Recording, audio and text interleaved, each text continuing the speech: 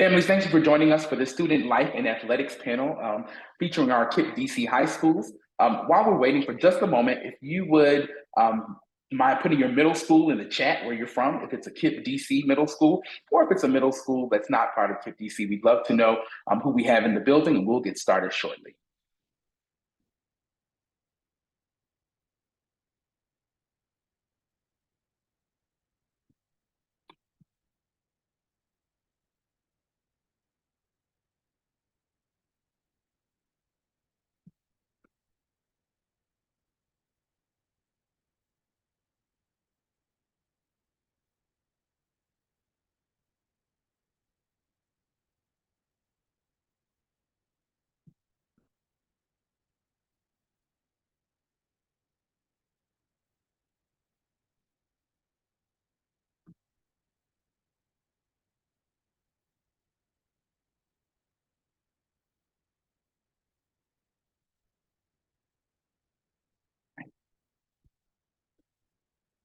Again, folks, thank you for coming to our Student Life and Athletics panel for our KIPP DC high schools tonight. We have I have some great colleagues, and of course, you have some great future leaders for your children here on our panel tonight. I want to introduce myself. I proudly serve as the Associate Director of Student Recruitment for KIPP DC Public Schools, and I have some colleagues who would like to introduce themselves. And if you could tell me one thing, what part of student life at your school are you most proud of? All right, good evening. I'm Patrick Wu. I'm college counselor at KIPP DC College Prep. I also help coordinate our student clubs, coach our slam poetry team, our quiz bowl team, as well as our cross country and track and field team. So to answer Mr. Epps' question, I think what I'm most proud of is that there's so many things, as you heard me just list them, that both staff and students can be a part of at KCP. So if a student has any passion, there's going to be a club or an extracurricular activity for them to explore that here. I can go next. I'm Meg Maraglia. I'm the director of our NAF academies here at KIPP DC College Prep. We have a NAF academy for finance and a NAF academy for IT here at KCP. They are in-school academies for 10th, 11th, and 12th graders that focus on finance and IT, which is really great. I also help with several clubs, including mock trial and mock court, and our theater program. So similar to Wu, I really like that students have a wide variety of experience, but I also am super excited that we have so many staff members who are really just dedicated to putting in some extra time for students and what they care about. So students can also create their own club and find a teacher advisor. And we've had a bunch of teachers who really, step up and make sure that if a student has an interest and we can do it as an extracurricular, that they are there to support them, which is really awesome. Yeah, I'm Doug Phipps. I direct the theater program and teach theater at KIPP DC College Prep. And Ms. Maraglia mentioned the theater program is one of the things that she works on with me. But it's I'm most proud of our theater program. We put on full scale musicals for the last, I think, 5 or 6 or 7 even years. And they're really impressive. It's a great way for students to push themselves out of their comfort zones. And this year we also had our first ever production where students had the opportunity to write their own short 1-act plays and produce them and direct them. So it's just a ton going on and lots of opportunities for student leadership and to really push students beyond their boundaries. So I'm really proud of the theater program. Thanks, folks. I will attest our students are very creative, very talented, very outgoing, especially at KCP. We expect to have some colleagues join us from Legacy College Prep momentarily, but before they join us, right? Tonight's event is about getting your questions answered about our high school student life and athletic programs. We have 2 great high schools here at KIPP DC. Both are committed to your child leading a choice-filled life. So we're going to talk through how we think about student life and how we open it up to students, and then we'll open it up for your questions. We know that picking a high school is a big decision, and most of all, right, we want to get your questions answered. Mr. Wu, if you tackle this slide for us tonight.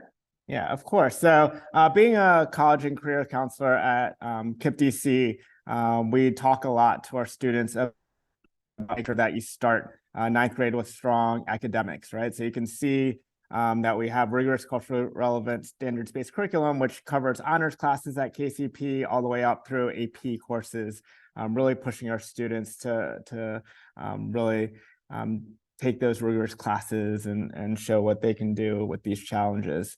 You can see as well, right, we want to prioritize student choice when we have the ability to do so, focusing on independent and group work so that students take ownership of their own education. And we really need to prepare our students for everything that comes in the future. So that being the SAT when it comes to major assessments, MAP tests for DC, or whatever they might want to do with their career, right? We always tell students who might want to go the career route, if you want to go into real estate, you still need to take a test for a real estate license. If you want to go into cosmetology, the same thing. You can't just do that overnight. There's licensures and trainings and things like that. So we really try to prepare our students for all these different choice-filled lives. The last bullet point about frequent opportunities to meet with teachers to receive support. We do have mandatory office hours that all of our staff adhere to. So students always have that option to stay after school to get that extra help from teachers. If students are unable to stay after school, a lot of our teachers even help them during their lunch break, things like that. As you can see on the right, that's a sample ninth grade schedule. So depending on what a student's taking in math right now, they'll likely take Algebra 1 or geometry. Geometry tends to be for students who are on that calculus track. They have the option to take biology. There is an honors track biology course. Same with English. They can take honors English, and same with world history and geography. They have that option for those 2 electives. So that can be anything from theater arts with Mr. Phipps, to art of fashion, to choir, to dance, to Spanish. There's a lot of different electives that we have at our school right now. I'd like to take a step back, thank you, Mr. Wu, and introduce Gretchen DeMond from Legacy College Prep, who is their Director of Enrollment and Programs. Welcome, Ms. DeMond. Hey, how are you guys? Ms. DeMond, sorry I'm late. Sorry I'm late signing on. I had a mission to get my mom, so hopefully people understand. But I manage all the programs at Legacy. I'm in my first year at Legacy, my 9th year at KIPP DC, and can't say enough about just sticking with KIPP DC high schools. I think we have 2 tremendous ones. I worked at KCP for 8 years. And so the offerings are just really, really great and ever expanding. And so it's nice to see our academic programs and our extracurriculars just grow, which is what our students need. Welcome families who just joined us. If you want to go ahead and put questions in the chat or let us know what middle schools you're coming from, we'd love to know. Next, Mr. Mon, can you tackle these clubs and athletics that are available at Legacy College Prep? Yeah. So at Legacy, we are offering Creative Arts Magazine, Dance Team, the Bossy Bulldogs to be exact, Gaming Club, Music Production, Strength Club. So they get in the weight room and really actually toss around the weights.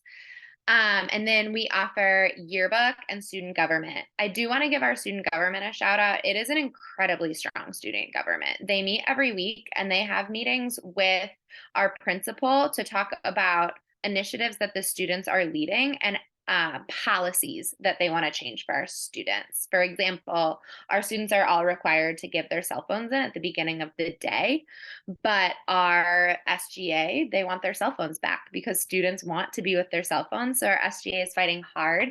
I think teachers, we would like them to maintain not having their cell phones, but the SGA is really passionately standing up for student voice, which we love to see.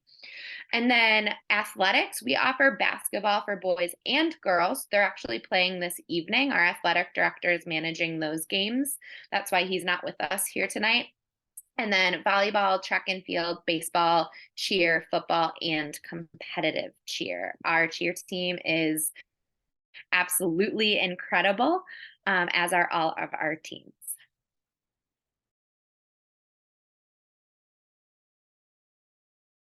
All right, and I can talk about the clubs and athletic programs at DC College Prep.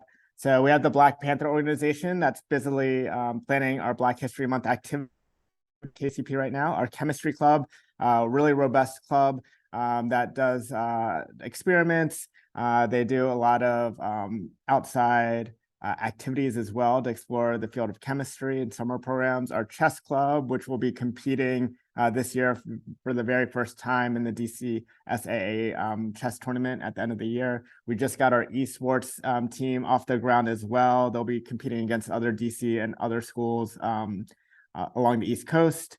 We have a gardening club that just got started, which is really exciting. We have a Girls Inc. leadership program that does a lot of field trips to focus on women's leadership and empowerment. We have a graphic design club, a mock court that got to present at the DC Circuit Court. Is that right, Ms. Maraglia? Or is it the DC Circuit Court last year? So she can talk a little bit about that. She helps out with that. We have the National Honor Society for our students with strong GPAs and a strong service background. We have our new creation dance funnel led by Mrs. Jones, who's an amazing dance teacher. We have our Quiz Bowl team that competed on its academic TV show for the very first time in our school's history. We have a social justice club that focuses on equity issues and service learning. We have our Student Government Association, similar to the one that Ms. DeMong has at Legacy, that focuses on student life and programming like dances. Theater 708, which Mr. Phipps talked about earlier, and Ms. Maraglia helps out as well. Really incredible theater program that's very well run, not just by them, but by the students. They did these one-act plays this fall that the students directed on their own, which was incredible to see. They're preparing for West Side Story right now. Virtual Enterprise, which Ms. Maraglia helps out as well, where students get to do some entrepreneurship. Our weightlifting club, which is exactly what it sounds like, and then the Woods Project, which this year, in our first year, Mr. Phipps and I are on, where students will go backpacking out on the West Coast during the summer. In terms of athletics, you can see we have a full set of athletics, track and field, both indoor and outdoor, soccer in the fall, cheerleading year-round, lacrosse in the spring, volleyball in the fall, football in the fall, basketball going on right now, similar to Legacy. We have a men and women's varsity game going on downstairs, and softball in the spring for the ladies. We are missing one sport that I can't believe missed the slide, which is cross country, my favorite sport of them all, which I coach in the fall. And not to brag, but our cross country women's team last year were conference champions. Our track and field were conference champions for men and women. Our football were conference champions for football for the last 2 years. And our basketball team 3 years ago were state champions. So we have a really robust sports and athletics program as well.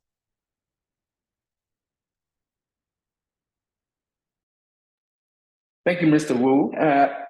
So to begin our question and answer period, I do have some questions. I think this first one would love to hear from both KCP and Legacy leaders. How can a student even join a club? And so when are meetings held for these clubs? Yeah, I can take that from the KCP side. Traditionally, there's 2 days a week or 3 days a week when traditional clubs are held. And so as Mr. Wu mentioned, there are a ton of different clubs available at KCP. Like esports club, for example, might meet 2 days a week on Tuesday and Thursday. But then there's some other groups like the Dance Ensemble and Theater 708 that meet maybe 4 days a week. And so there's a lot of different days on which clubs meet, and a lot of flexibility for students that want to participate in multiple clubs. So if you want to join a club, we had a club fair this year towards the beginning of the school year. And so students came and they went to the different tables and saw what clubs were offered and signed up to get information about the club that they wanted to join. And then they received the information and they went to the meeting. And so there's tons and tons of options. There'll be a lot of flyers on the walls. You won't be able to miss it. But yeah, there are tons of options at KCP. And joining is really just as simple as paying attention to the daily advisory slides and reaching out to and going and attending the club fairs and all the things like that. So that's how you join a club at KCP. I can go from the Legacy side. It's the same. So it's we had a virtual club fair this year, but clubs are really, you can join at any time. And you can join, there's no minimum GPA. There's no requirements to join in clubs. I will say our SGA has pretty competitive elections, but everyone is allowed to be in those elections as long as you put your name in to start. And then our athletics, they do have tryouts for every season. Our football team is rapidly expanding, so they're not going to cut. Other sports might cut, but we are also interested in having managers. So if you don't make a team, you can very easily slide on as a manager for community service and just that after school experience. So clubs and athletics, both really easy to join as long as you keep an ear out about when those things are. And if you make a mistake, you ask a teacher or an advisor or a dean, hey, I think I missed this. Can I join? And they'll help hook you up.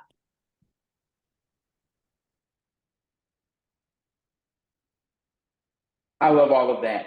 So how do tryouts for athletics work? All right, so I can answer that from a KCP perspective with athletics. So similar to Legacy, most of our sports don't cut unless they are kind of limited by space. So an example of that would be our basketball teams.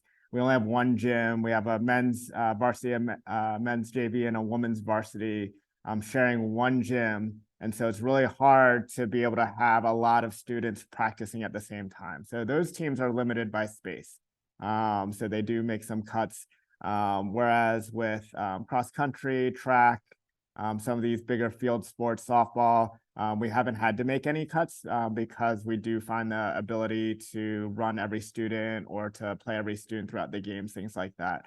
Now, the only things that would eliminate a student from being on one of these teams is not having a high enough GPA. So there is a citywide mandate of a 2.0 GPA to be able to participate in a sport. So if you're an 8th grader who's thinking about playing a sport, make sure you have above a 2.0. Some teams expect even more. I know on cross country and track, we expect over 3.0 because our average GPA on our team is a 3.3. So we keep high expectations of our student athletes.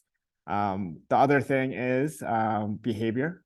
So we've removed students from our teams before because they're not holding up to our standards of being a student first before an athlete. So if they're not being scholarly with their behavior, they can be removed from a team. Other things to keep in mind to be able to play a sport at KCP or pretty much any city high school in the city. You will need a physical within a year of when you're participating in the sport. So I always recommend getting it over the summer. That way you can participate in all 3 seasons because it expires 1 year from that date. Now you could participate in the fall and half of the winter season, but then you would have to get another physical to participate in the back side of the winter and spring. So get a new physical in the fall for sure.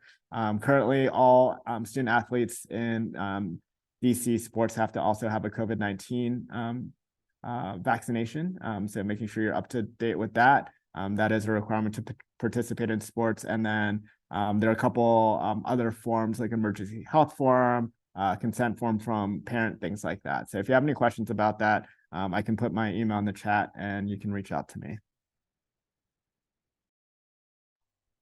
Thank you, Mr. Wu. I think all of those are very important to note because you have to have those health and physicals done for sports, and they have to be identified especially for that reason. Ms. Maraglia, excuse me, what advice would you give to parents in supporting their child to balance extracurriculars and their schoolwork? I love this question because I think as teachers, we want students to be really involved because I think it helps tether them to whatever school community that they're in, and especially ours. So we definitely love to see that. But also as teachers, grades come first, right? And so I think that having that support from school to encourage students to be able to find the thing that they really like, but then also balance that, if that can be like reiterated, obviously from student families, that would be awesome. And so I think that like finding that balance is like we have an app where students can really check their grades, PowerSchool, and so they can see their grades consistently. We also have parent access to that app, and we try to make sure that all of our teachers are regularly updating grades, and so you guys can have the most accurate information. And so part of my advice would be the more you can look at your students' grades and figure out what's happening, that would be great, because I think that we can stay on them, but the more people they have, making sure their grades aren't falling is really the best accountability. And I would say, like, if you can reach out to the teacher or the person leading the club, I know that for theater and for mock trial and mock court, I'm guessing Mr. Wu, Phipps, and Damon would all back me up on this, but we really want students to be able to succeed in the classroom and in their extracurricular. And so we are here to put those support plans in place for students who want to be involved but need that extra support or that extra accountability to be able to balance both. And so I think that there are supports available. The more supports that students get, even as they reach high school, you know, they're definitely big, bad high schoolers, but we definitely want to keep tabs on their grades and how they're doing. And I just also think that, you know, making sure that that communication line is open with teachers who I think would love to be willing to communicate about students' grade and about what they're involved in. But as Mr. Wu can testify too, all the way through college and career, time management is one of those skills we really want students to get a handle on. And part of the way that they do that is by practicing in high school, by taking on some of their classwork and trying to make sure that they're balancing that with some extracurriculars. And so this is like a really nice space for kids to be able to learn some of those skills, and they do that by getting involved. And so I'm really happy, like you said, Mr. Epps, proud that we offer so many programs, and that we also strive to provide students with a lot of support as they come through both our academic and extracurricular programming. Awesome. Thank you, Ms. Maraglia. At this time, I know we have a parent or two on the line joining us tonight that might have a question. If you want to come off mute and ask those questions, but I'll kick it off by asking a question here. How have you seen students grow in your student life and athletic programs that may not have thought that they were athletes or destined for theater? Like, how have you seen them grow as a part of our KIPP DC programs when they try something new? Yeah, I feel like we constantly see students just blossom when they join extracurricular programs. I had a student who, in the beginning of the year, came into theater class this year and has so much social anxiety and just doesn't like being around people, to the extent that she tried to sit on the side and seemed physically like scared to interact with her peers in some theater games in the beginning of the year. And she joined the musical about a month ago. And she's like now like engaging in all of this all of the time as like a regular part of her daily life. And like the extracurricular programming in the theater have like nudged it out of her and sort of made her feel so much more comfortable being around others and ease a lot of that social anxiety. And I think it's worked wonders like that in many other kinds of ways as well. Thank you. We have a guest here, Ms. Kendra Williams, who is our new athletic director for our KIPP DC region. And I would love for her to introduce herself and maybe talk about what she is excited about her role as athletic director. Okay, hi everyone. Like you said, my name is Kendra Williams. I am the new regional athletic director. I'm just excited about the growth that I see in KIPP. I have been in athletics for the last 13 years in a lot of urban communities, from North Carolina to Houston to I just left DCIAA. So coming over to KIPP, seeing what athletics looks like, you know, like you guys said, there's plenty of growth opportunities here. And I know a lot of people kind of get turned away because it's still small.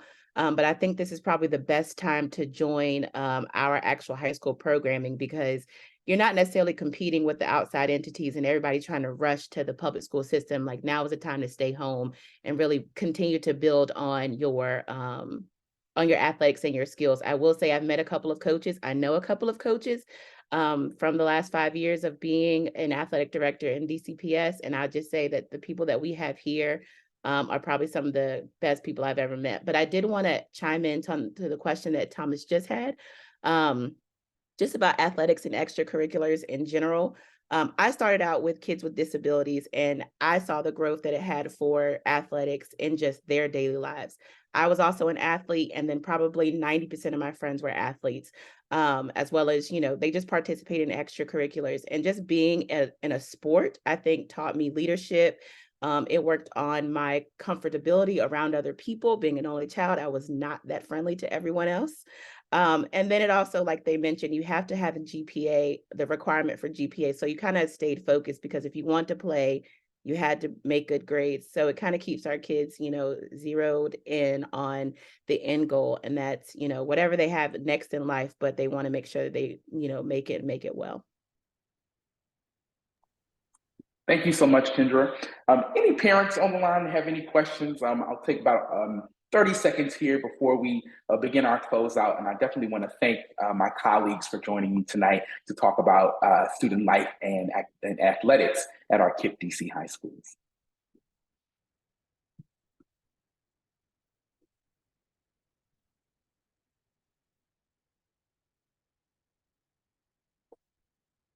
So before we close, folks, just a reminder, and a big reminder, the My School DC High School Lottery deadline is next Wednesday. It is February 1st.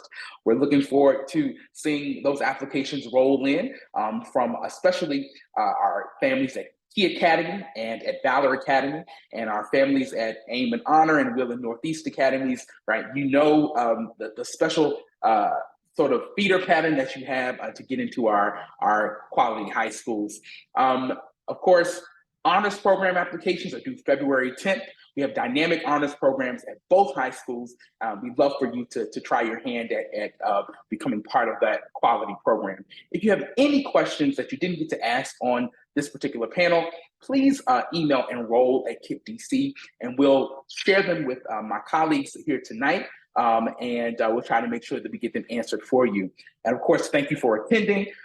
To my colleagues from KCP and Legacy, and to Kendra, thank you for being on tonight. Of course, families, thank you for being the best part of the work that we do here at KIPP DC. Have a good night.